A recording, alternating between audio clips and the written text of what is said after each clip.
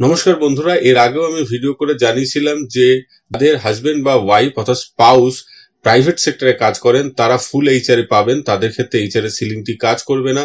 কিন্তু দেখা যাচ্ছে বিভিন্ন জেলার যে ডিআইরা তারা এখনো পর্যন্ত সেটি মানছেন না।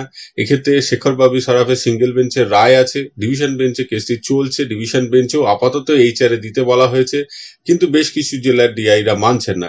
এরকমই দুটো কেস, দুটো আলাদা আলাদা জেলার ডিআই, সেই কেস উঠেছিল মাননীয় বিচারপতি বিশ্বজিৎ বসুর এজলাসে।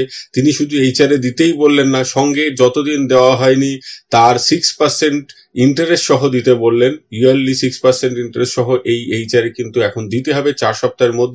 সেরকমই দুটো অর্ডার আপনাদের দেখাচ্ছি। শ্যামনগর ঋষি অরবিন্দ বালিকা বিদ্যালয়, ডিস্ট্রিক্ট নর্থ 24 পরগনার অ্যাসিস্ট্যান্ট টিচার বর্ণালী প্রাতিহার, তার যে হাজবেন্ড তিনি প্রাইভেট অর্গানাইজেশনের এমপ্লয়ি, ব্যারাকপুর ডিআই তার এইচআরএটা স্টপ করে রেখেছেন জুলাই 2017 থেকে।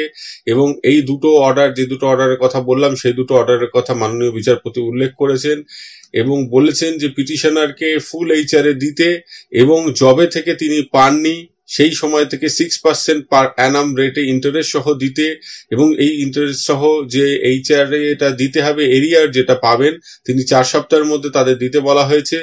এবং এটাও উল্লেখ করা আছে যদি ডিভিশন বেঞ্চের রায় অন্যরকম হয় তার উপর ভিত্তি করে এই এইচআরএটা পরবর্তীকালে ফেরত দিতে হতে পারে বা পরবর্তীকালে তার এইচআরএ পাওয়াটা বন্ধ হয়ে যেতে পারে। সেম অর্ডার আমরা দেখতে পারি সাউথ 24 পরগনা ডিস্ট্রিক্টের জন্য, সেক্ষেত্রেও কিন্তু পুরো সেম অর্ডার হয়েছে, অর্থাৎ এখন এইচআরএটা পাবেন। তো এই ধরনের কেসগুলো ডিআইরা যারা এখনো আটকে রেখেছেন, এইচআরএ দিচ্ছেন না, তাদের হাজবেন্ড বা ওয়াইফ অর্থাৎ স্পাউস প্রাইভেট সেক্টরে কাজ করেন তারা ফুল এইচআরএ পাবেন, তাদের ক্ষেত্রে এইচআরএ সিলিংটি কাজ করবে না। যাই হোক, আজকে এই পর্যন্ত। সকলে ভালো থাকবেন, সুস্থ থাকবেন, ধন্যবাদ।